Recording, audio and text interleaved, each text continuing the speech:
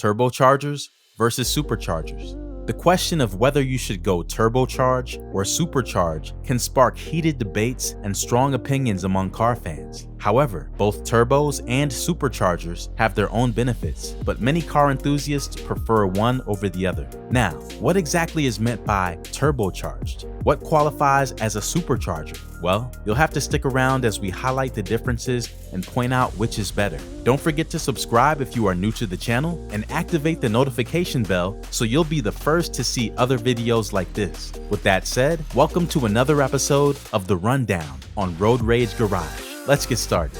Turbochargers and superchargers are air compressors used to increase oxygen flow into an engine through forced induction, but each accomplishes this goal in its own way. Forced induction uses the principle that more air in the combustion process creates a greater output of power. By compressing air and increasing its density, forced induction allows more oxygen into the engine cylinder, calling for a correspondingly greater amount of fuel. More fuel means larger explosions in the combustion chamber, which leads to more power generation. Without forced induction, an engine is limited by the air density of the atmosphere around it, whether at sea level or 10,000 feet, which is often referred to as NA or naturally aspirated engines. Though both methods force induction, the primary differences between turbocharging and supercharging is they obtain and compress the air. Okay, here's the rundown. A turbocharger takes an indirect approach as it does not mechanically connect to the engine. Instead, it uses the stream of exhaust gas from the engine to spin a turbine that powers the compressor.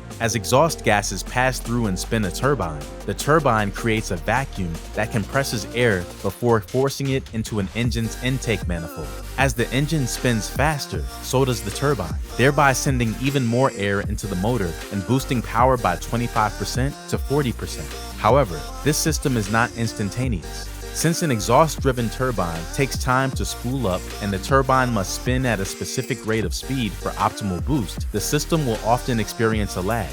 This delay, known as a turbo lag, is a momentary lapse of power that occurs as the turbocharger tries to get up to speed. Turbochargers are not as powerful as superchargers, but since they run off recovered energy in the form of exhaust gases, they improve the engine's overall efficiency. On the other hand, a supercharger physically connects to the engine. It operates by using the engine's crankshaft as a direct energy source for the compressor. A supercharger is often connected to the engine by a belt or chain. As the engine's crankshaft spins, the supercharger spins along with it. Like with the turbocharger, the spinning creates a vacuum that compresses air and then forces it directly into the engine. The direct drive relationship between the supercharger and the engine creates a linear power band that creates an instant boost of 30% to 50%. The supercharger provides this optimum boost without any lag.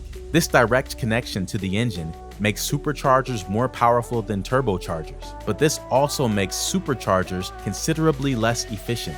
In the end, they are designed to produce engine power by drawing engine power. In some ways, they are like powering an air pump with another air pump. In summary, what do all these mean for you? Superchargers. Superchargers use pulleys and a belt that are connected to the crankshaft of the engine. In this way, the rotation of the crankshaft is what allows it to obtain the force and energy to operate. An advantage. It is capable of delivering power throughout the entire revolutions per minute line. From the moment you start to step on the accelerator, the supercharger will be inducing air to the engine, making the power delivery to be immediate. Something important is that there is no lag. The disadvantage. It uses power from the engine for its operation. The higher the volumetric capacity of the supercharger, the more horsepower it needs to be able to operate. Turbochargers. Turbochargers use the gases generated in the exhaust to turn the blades of a fan. With this action, it gets the energy that allows the compressed air to enter the engine. Advantages. It does not reduce the efficiency of the engine at the time of operation, so the overall efficiency of the turbocharger is higher than that of the supercharger. Another important aspect is that they have a compact shape, offering great versatility when it comes to taking advantage of empty spaces in the engine compartment, unlike the supercharger, which is basically a pretty big box. The disadvantage. It is a system that requires many elements to function. It needs a series of pipes and additional elements for its lubrication and cooling. In the combustion chain, The exhaust system is the last link, and since the turbocharger works with the exhaust gases of the car, the engine needs first to absorb the air, to later use it and take advantage of it inside the cylinder chamber, and finally eliminate it through the exhaust valve.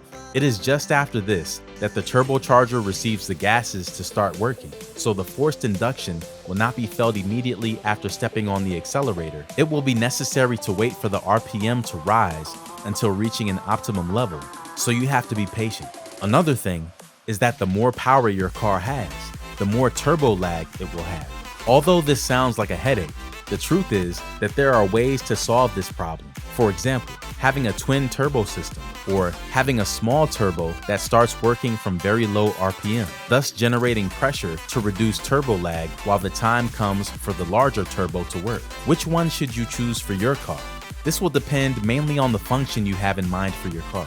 As I mentioned, both have pros and cons, but here are some recommendations. For example, if you are an autocross racer, you need instant power. Lag is your enemy, so you need a supercharger. Now, if you are a quarter-mile racer, for example, or a straight-line racer, the crucial thing will be to be able to get more and more power. So your choice is definitely the turbocharger. In case you simply want to show off your car and make it roar, you should keep in mind that one way that these forced induction systems also differ is in the sound they generate. On one hand, the supercharger gives a sharper sound known as charger whine,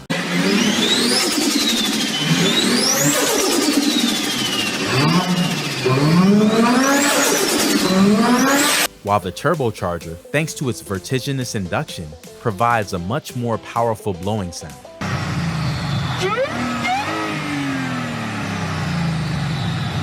With that said, the choice is yours.